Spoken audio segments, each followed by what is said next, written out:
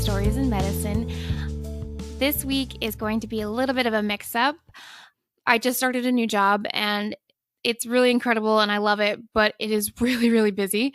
And all of the podcasting things that I was hoping to have done on my little break either didn't happen or they didn't happen as planned. So as with anything technical, sometimes there's issues. So I don't have a full episode out for you this week. I try really hard to only put out episodes that sound really good and you can hear the audio pretty clearly. And when your entire podcast is interviewing people all around the world, sometimes the audio quality is not the best and you have to do either a lot of editing or you have to re-record things. So that is how it's been going lately. So instead, we have this kind of weird mashup episode of two feel-good stories from Rich and Mira that I had cut out for time, and then also part of a segment of an episode that was actually released for Good Nurse, Bad Nurse. I had done a segment on General Anna Mae Hays, who was the first female to achieve the rank of general in the U.S. military. She was a nurse that started her career in the U.S. Army in field hospitals in World War II in Korea, and then eventually progressing up through the ranks was the chief nurse of the U.S. Army. And it's just a really cool story about what she did and very inspirational for females in not only the military, but in healthcare and specifically nursing. So I figured instead of giving you guys nothing, I wanted to give you a story that I did for Good Nurse, Bad Nurse, and then also these extra little bonus stories from Rich and Mira. And with the new job change, I am also going to be changing the podcast release days. So I would kind of release episodes Sunday nights, Monday mornings. So now I'm just going to push it back a day, Monday nights, Tuesday mornings, depending on where in the world you are and depending on how I get my shit together. So yeah, some changes coming to the podcast. Hopefully they will all be good things. There are really fantastic guests that are lined up and fantastic guests that I have recorded with. I just need to figure out how to get that out to you. And sometimes that takes a little bit more fine tuning than I expected. I also want a bit of feedback from you guys. I am always saying I love feedback and I love interacting with you. But I would love to know if you prefer longer episodes, if you prefer me to keep everything all together, or you do like it when I cut some stuff out and release them maybe as bonus episodes or just not release them at all. Please let me know. Let me know on Facebook. Let me know on Instagram, Twitter, whatever, or send me an email. You can always do that.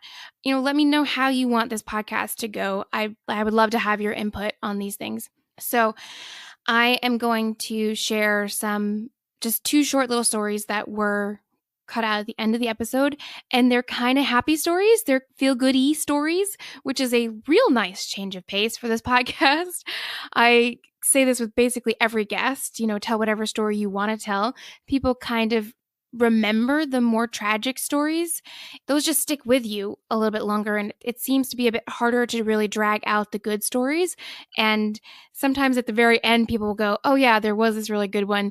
Because the good ones, they make you feel great, but they don't linger. They kind of just, they're always little moments that are not necessarily these huge tales, as opposed to the negative things or something that really kind of just has embedded itself in your memory. So this can be a really dark podcast at times, and I really appreciate everyone for sticking with us. And I wanted to give you a little bit of a treat of some happier stories. And I also wanted to share some happy things that's been going on a little bit behind the scenes with the podcast. I don't know how many people have been interacting with us on Facebook, but in the episode Nurse Jane, I had mentioned the amazing work that Jane's parents have gone on to do for domestic violence victims. And then in December, I had shared a news article about how Jane's father, John, had actually won an award from the British government, specifically the Queen, I think, called an MBE, for his distinguished service to the community and domestic violence victims. And I had shared that, and my tiny little podcast didn't think it would really get anywhere, but the Facebook page Justice for Jane actually saw that. And because Justice for Jane Facebook page had actually shared my comment about the story and the amazing things Jane's parents had been doing, John, Jane's father had actually commented that it was really wonderful that Jane's story was being shared around the world. Now, I have no idea if they actually listened to the podcast, but just the fact that they recognized that we were sharing that story, I had no idea that the podcast would do these things, that it would actually have meaning in other people's lives other than me just telling crazy stories about a job that I had done before. And he had said that he was so touched in his comment that her story was being shared around the world. And her story about domestic violence truly was shared around the world. I went and looked back, and it had been downloaded on 6 continents, multiple times in Canada, in the United States, and several times in Australia, even making it onto the charts there for an episode, which is insane for a tiny little podcast like mine. But also places like Iran and Vietnam and Cambodia and Peru and Spain, and which Spain is not so far from the UK, but it seems very far from me here in America. But other people have said to me that, oh, I listened to Jane's episode, and then I went into work and said, how can I make sure that we have policies in place in our facilities so that we don't have violence against our employees here? And how do we make sure that this doesn't happen here? And it's just so humbling and so mind-boggling that a conversation that I had with another nurse who was in Japan about something that happened in UK could precipitate change in a part of America. So I'm so truly grateful for everyone that's listening. And I really wanted to share that with you because you all did this. You guys are a community of people that are listening to this podcast and enjoying it and sharing it with your friends and helping it grow. And I'm really terrible at social media. The podcast people say you should post every day and share your episodes and all this stuff. And I don't do that because I have a full-time job and a per diem job. And sometimes I pick up jobs doing other things, and I have a life, and I don't share. I don't engage on social media as much as I should to be really marketing things. Like if I was part of a podcast network or something and NPR and they actually advertise for me. So I don't do those things. So the growth of this podcast is really from the listeners, and I'm so truly grateful.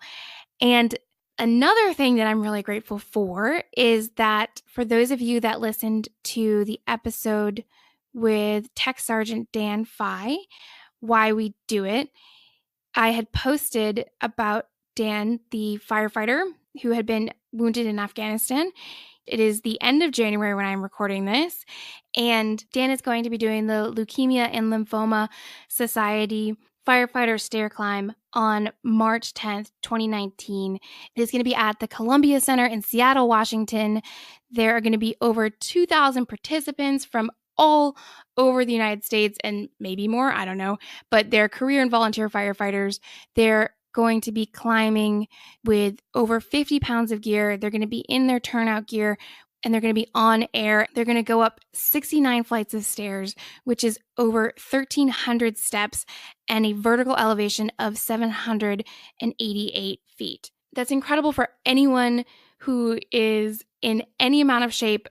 But as you know from listening to the episode, Dan lost one leg in Afghanistan and part of his other leg, which he had to regrow. So Dan is a complete badass for not only becoming a firefighter, but then going on to do this and to help other people. And when I had posted the episode initially, I had said I wanted to support Dan's fundraising efforts to the Leukemia and Lymphoma Society. And I had donated $100, and I said, if Antidotes listeners go to his page and they match my donation, I will donate another $50. Well, we did that, and that's really incredible. And now I got to cough up another $50. So thank you guys. Thank you so much for going out there and doing it. I know Allison in Australia, she decided to donate to the local Leukemia and Lymphoma Society of Australia because she wanted to help out folks in her neck of the woods, which is totally understandable. But I want to say thank you so much to the Grahams. Thank you to Angela. Thank you to Francis. Thank you to everybody that donated and matched my donation. Now, of course, everyone can still donate. You can still go to Dan's page, and I actually created a short link. So it's bit.ly/firefighterdan. All one word. Don't worry about capitals. bit.ly/firefighterdan. You can go on over to that link, and of course, I'm going to post it in the show notes. I'm going to post it on Facebook. I'm going to post it on Twitter, all the social medias. And please support Dan. He is a little bit over halfway at his goal of $1,800. So he's at $970 now. I'm going to donate another $50. So he's going to be getting a little bit closer. But I would love to see him at his goal of $1,800 before March. We have basically a month to do it. I think we can definitely get there. And I know this amazing community can help out with that. All right.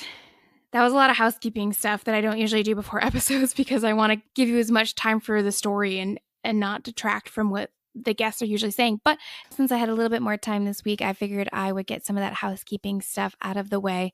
All right. So the first part is going to be the segment from Good Nurse, Bad Nurse, and you're going to hear another voice in this part, and that's actually Tina, the host of Good Nurse, Bad Nurse, and she is fantastic. And if you are interested in healthcare related true crime, I would definitely recommend checking out her podcast, which you can get anywhere that you listen to Antidote Stories in Medicine. So check her out. And also you can find her on social media at Good Nurse, Bad Nurse Podcast or GNBN Podcast on Twitter and Instagram. I hope you guys enjoy it.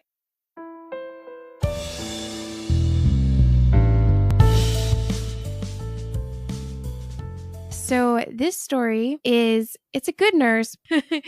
This is about Brigadier General, who we just called General, Anna Mae Hays. She is the first female to ever achieve the rank of general in the U.S. military.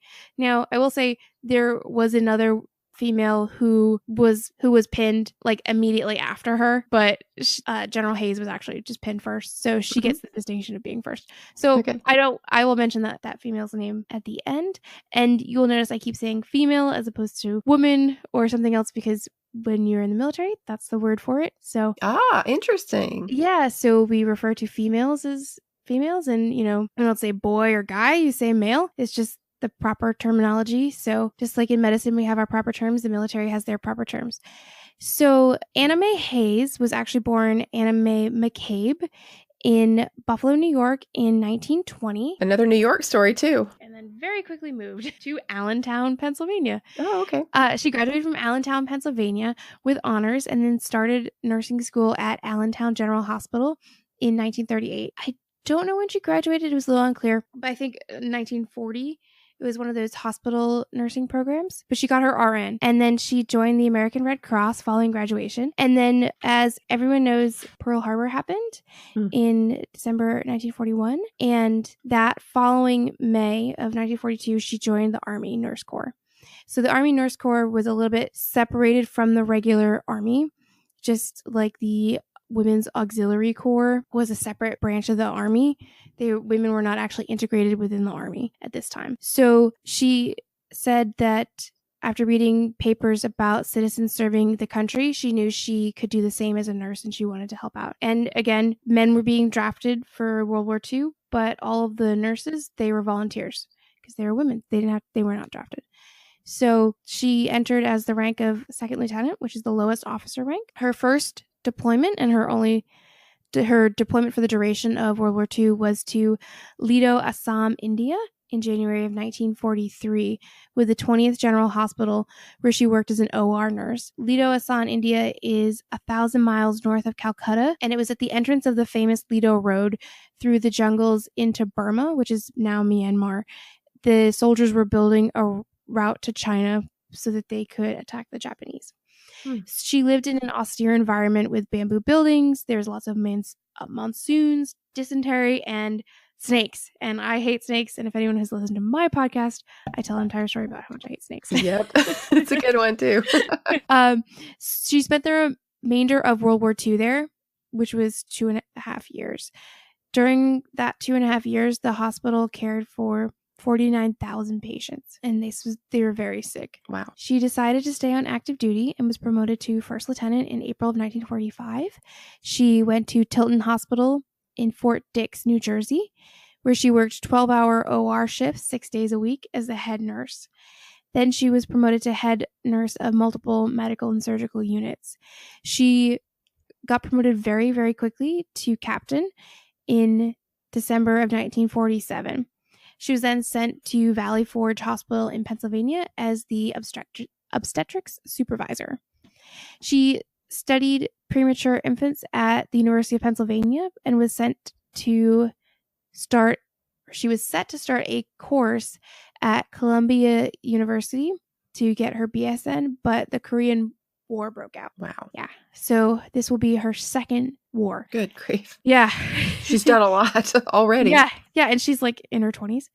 So Captain Hays at this point. And by the way, she got married and then her husband, I believe, died in, she went from McCabe to Hays. I think her husband died in 1962. So she was married only briefly. Oh. So she deployed to Korea with the 4th Field Hospital. She participated in Incheon Landing, which was a huge turning point in the Korean War for the Allied soldiers. And then they started to march on Seoul and kind of retake parts of Korea. She has a quote here that says, "We were always extremely busy, both in Incheon area and later when we had to hurriedly evacuate in February of 1951 to Daegu. At the time, the Chinese and North Koreans almost reached the Incheon area. I can remember traveling south from Incheon area to Daegu by train in the middle of the night, not knowing when the railroad trestle over which we traveled would be blown up."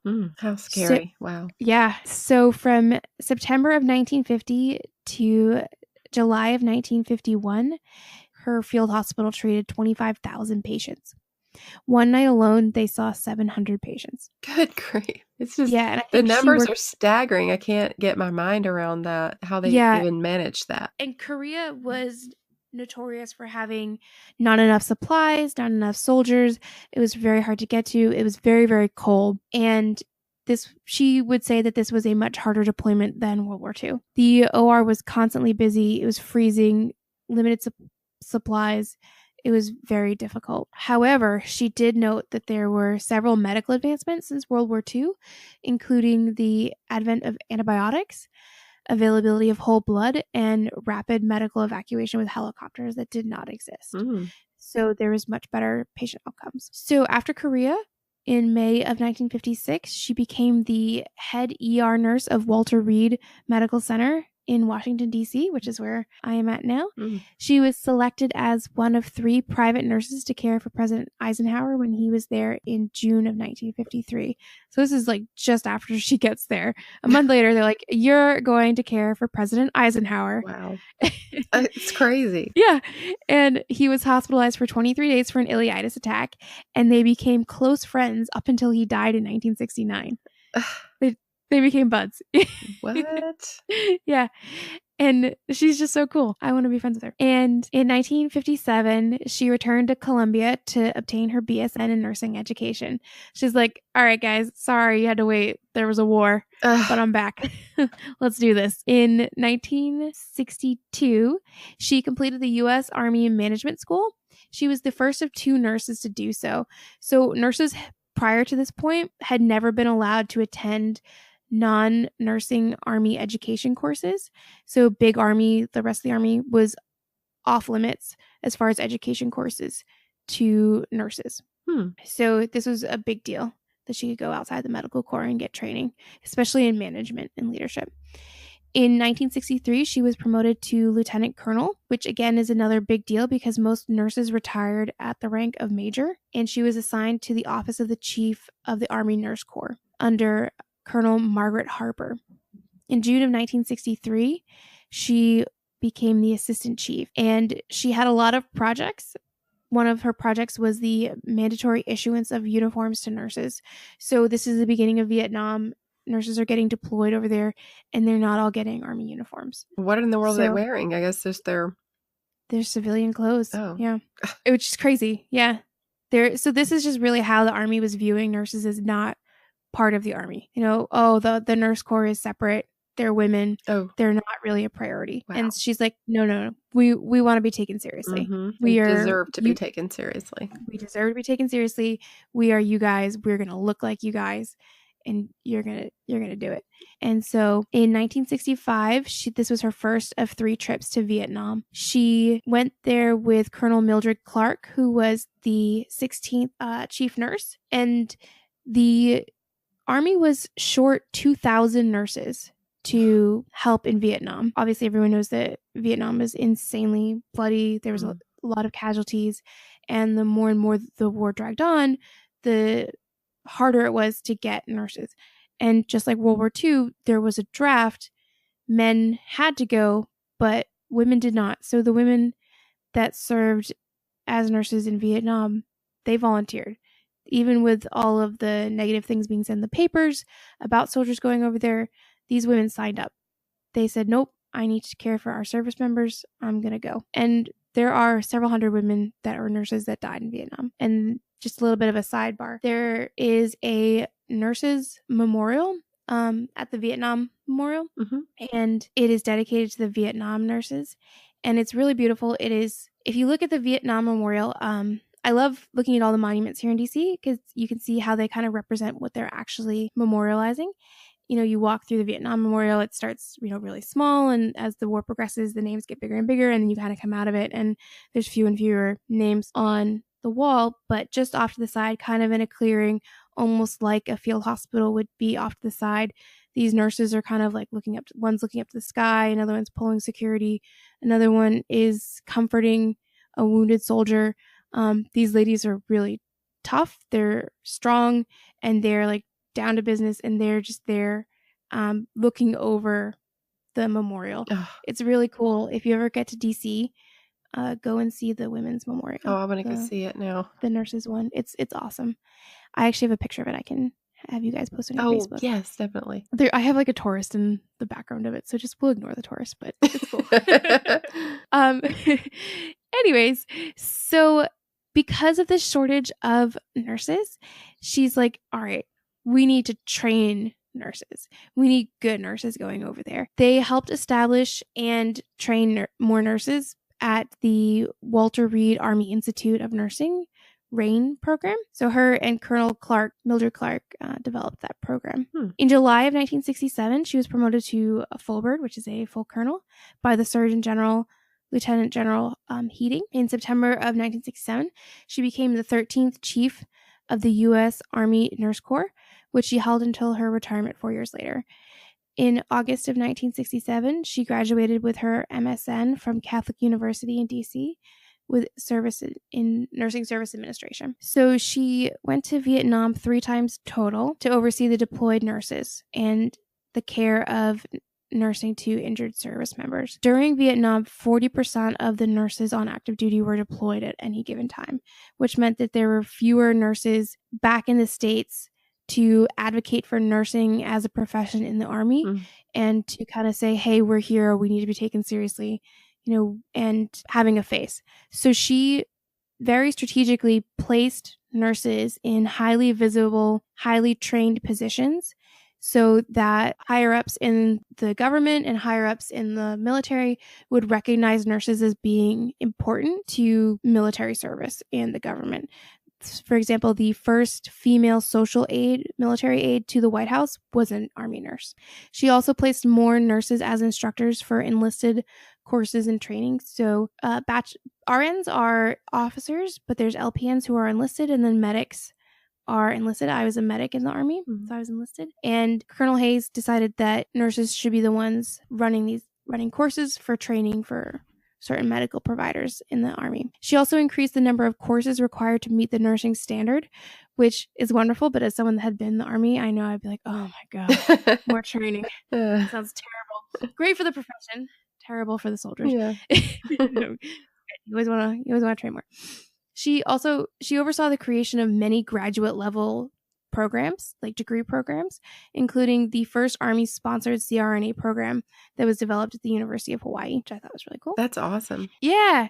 So this next part, I was reading this last week, and I started to get kind of teary-eyed because there's so many things that were really backwards in the military as far as the treatment of women that I just didn't realize how recently this was.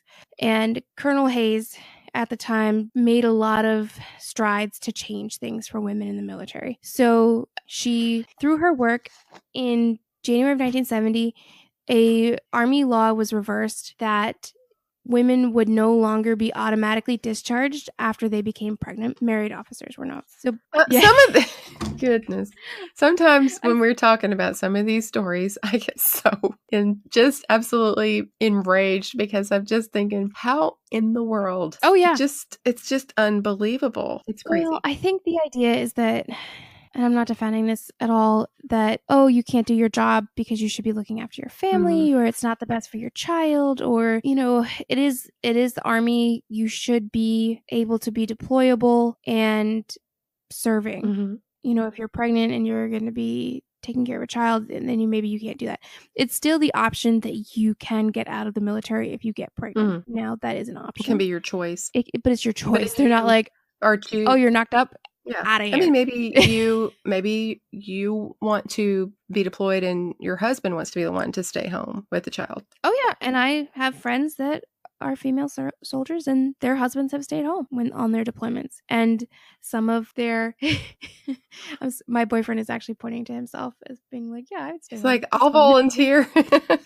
It's like, you go deploy this time. I did that. I'll stay home with the kids, hon. Like, I got the dog. That's great. And the cats.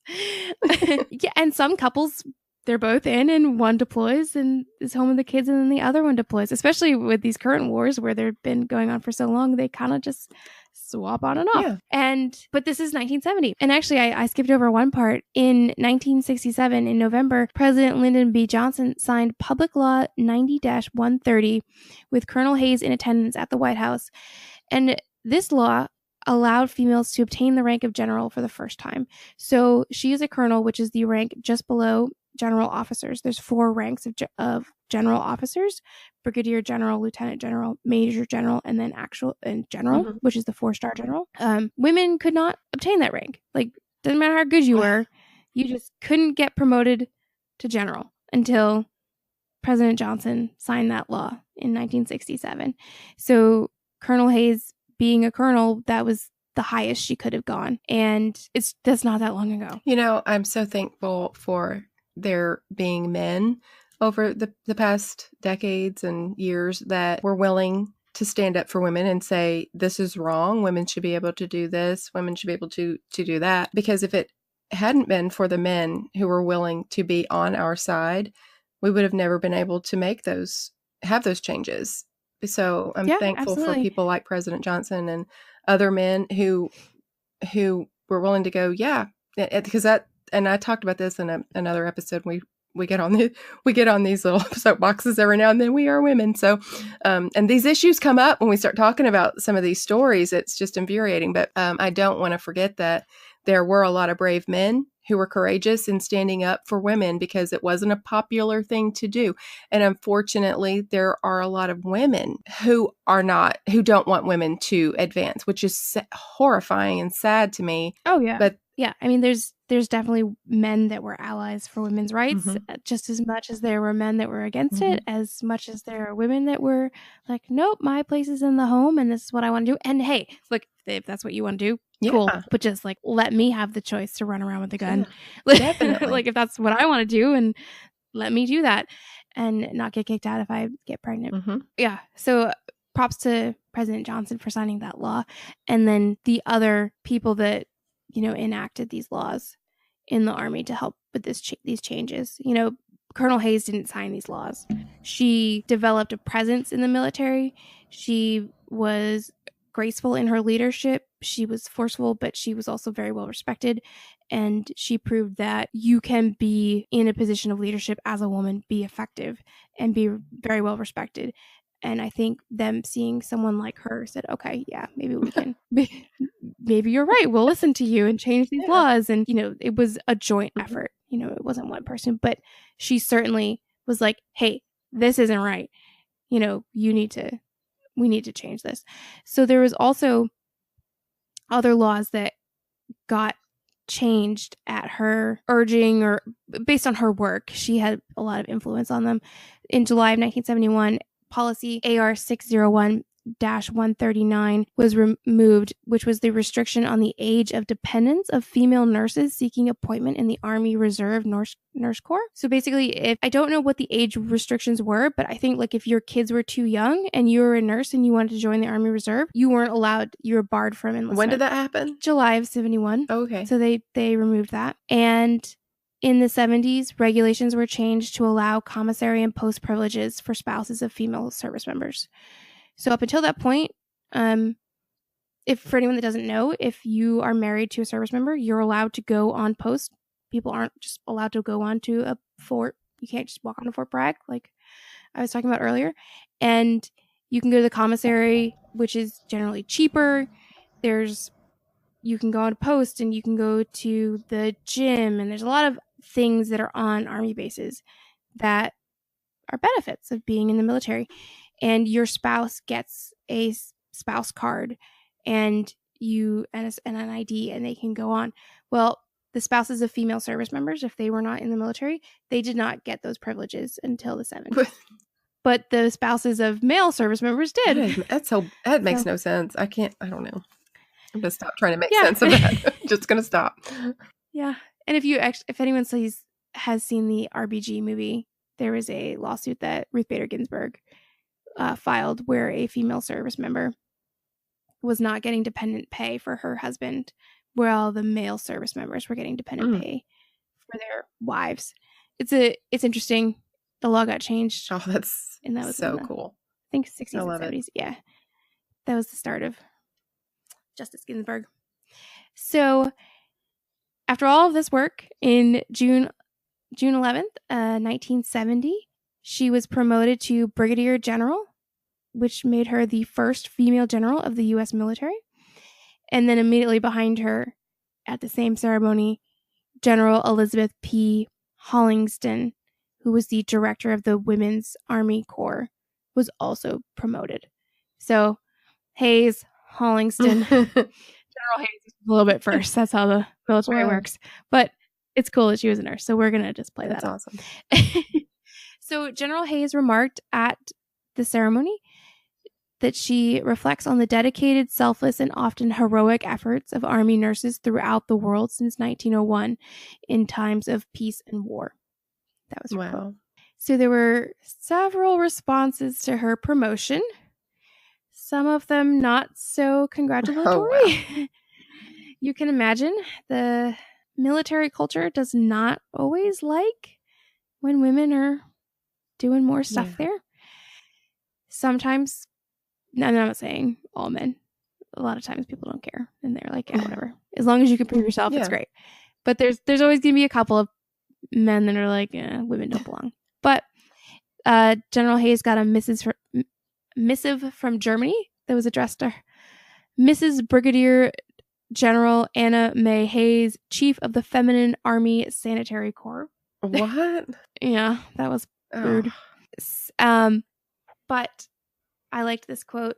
On one occasion, General William Westmoreland's wife, Kitsy. So General Westmoreland was one of the big generals during Vietnam, and General Westmoreland actually pinned General Hays at her ceremony. General Westmoreland is a controversial character, to say the least, but he pinned General Hays, so good for him there. So his wife, Kitsy, remarked to General Hays, "I wish you would get married again." And when General Hays inquired why, Kitsy Westmoreland responded, "I want some man to learn what it's like to be married to a general." So I thought that was cute. So she did a lot of work for nurses and just women in the service, and there was a long-lasting impact. She retired after, I think, 13 months as a general in August of 1971. So BS prepared nurses rose from 11% to 42%. And I didn't get the time frame on this. I think it was while she was there, but I'm not sure. For qualification to be an officer in the Army, you have to have a bachelor's degree. But for a long time, nurses were exempt from this because they were a needed job, and you could become an officer with an associate's RN, but you maxed out at the rank of captain. And so now that's changed. You have to have a BSN. But for a long time, they were grandfathered in. And so General Hays was pushing to get more bachelor's prepared nurses as officers. She was the driving force behind the creation of the Army Nursing Contemporary Practice Program, which ultimately led to the development of advanced practice roles like nurse practitioners, which is me, and CRNAs, and many other ones. She was awarded the Distinguished Service Cross, which is above the Silver Star, which is very high up. So that's very cool. Yeah. So just some kind of things that have happened to women in the military since then. So the first female general was 1970. Women were not allowed in combat roles until January 2016. It was signed into law by President Obama in December of 2015. And for anyone that's interested in the history of Army nursing, military nursing, and just kind of women in the military, if you ever go to Arlington National Cemetery, there is an actual museum on women in the military, and it's really, really good. It's phenomenal, and there's a big portion dedicated to military nurses because that's what we did for so long. And they have the original document where women are now allowed to serve in combat roles there. And I saw it and I actually like teared up because I was in the Army when this was signed, and it just kind of blows my mind that we could be trained to do the same thing. But so I was trained as a medic, but I would never have been sent to a combat unit because I was a female. So I was trained for the same job, but couldn't go to certain units. I don't know if you guys remember the airliner that a window blew out, like the engine blew up, and that pilot landed the plane. It was like last year, and it was very heroic. I think someone died, but this pilot was a female. She was actually a female Navy fighter pilot, and she was, if you listen to the audio of this, she's just like so calm, cool, and collected. She saved like so many lives. She just landed that plane. It was insane. But she was a fighter pilot, and they said, nope, you can't fly combat roles because you're a woman in the 90s. And she has a multi-million-dollar plane that she's just like, nope, can't go to combat with. And so now finally in 2016, women are able to join infantry roles. They're able to do, combat fighter pilot roles, everything that we were never allowed to do. We still do not have any female Green Berets. We were talking about the Green Berets earlier, but we don't have any females.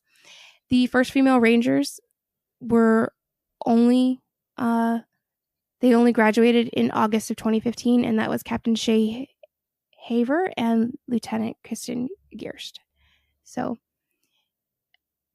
General Hays did get to see those because she passed away in January 7th of this past year in 2018. So she got to see some pretty cool advancements of females in nursing and females. And I know she has to know that she was a important part of all of those advances happening. I think she was pretty humble, and she probably would not have taken much credit for it, but she definitely paved the way for people to take it much further. And that's how it always works. I love that story. That's wonderful. It's such an empowering story and encouraging story. Yeah, it is empowering. And we see so many tough things as nurses, and we have to make some really tough decisions. And every time I'm like, oh my God, I don't know if I can do this. I'm like, no, the first female general was a nurse. Of course I could do this. I gotta live up to that, right? We're a tough profession. Just remember some of the people that came before us and what all they had to do. We can do anything. We can absolutely do it. Yeah.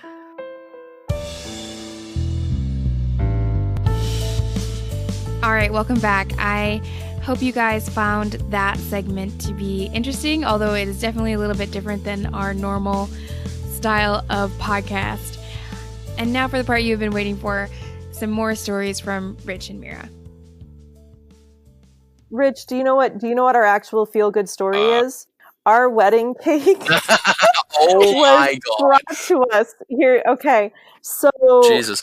Okay, so 2 minutes. I'll make it really short. Really short, honey. You're not allowed to tell the story because you won't make it short. So, in one of the cities that we worked in, there was kind of a long-term patient who had, one of those like chronic conditions that really required advanced care at home. And so we would do both the transfers at the ALS level from his home to the and hospital. then also some 911 calls as well. Because this patient, required an ALS transfer to get to doctor's appointments. And ultimately, this patient ended up passing away. But at one point, because I saw the family so frequently, his wife had made me tiramisu. And there was a whole thing with the home health nurse really didn't like me. And she was very, very upset that I got the tiramisu and she didn't. So after this gentleman passed away, and we had heard about it, we, actually left flowers for the family when we heard about it because we spent a lot of time with them. A couple weeks later, and we had just gotten married, and we like eloped. We like went to the top of a mountain, didn't tell anybody for 5 days. It was just us and our best friends. But when we finally started telling people, it coincided with them bringing a tray of tiramisu for us to the base the day after we got married.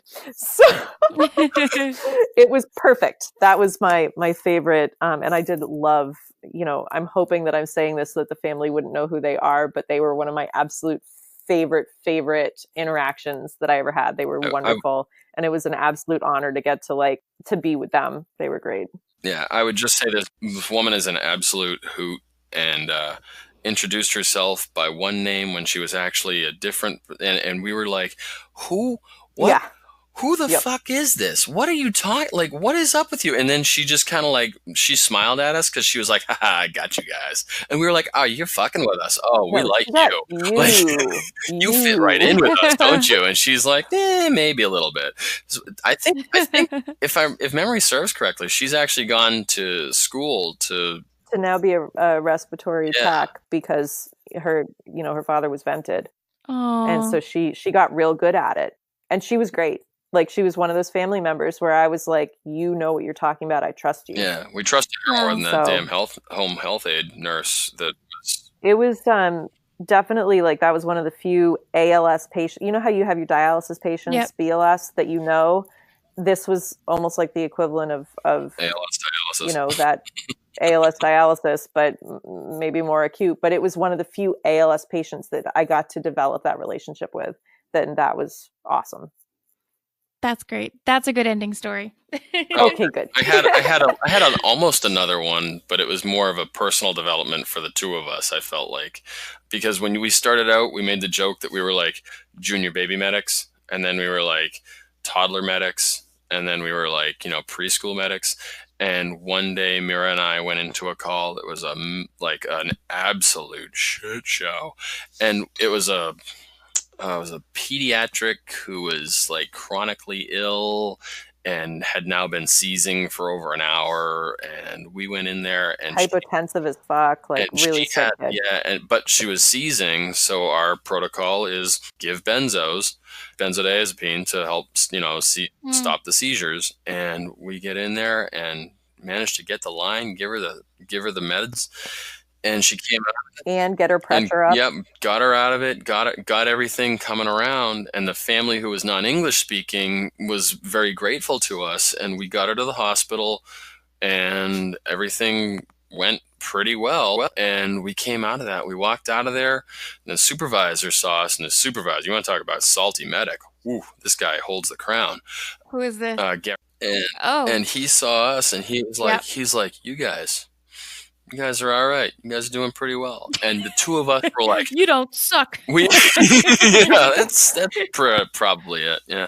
And him giving us that, all of a sudden we're like college medics now. Holy shit. And then that was the night that we coined, we're the junior A team. So, because we were both junior medics at that time, but staffing was such that we were on a truck together. So, yay, private EMS. Yep. But that was our first really acute call that we did together as medics, and it ran really well. And so now we joke about being the junior A team or the senior A team. But yeah, that was kind of a turnkey or a turn point for us professionally, for sure. That's awesome. Okay.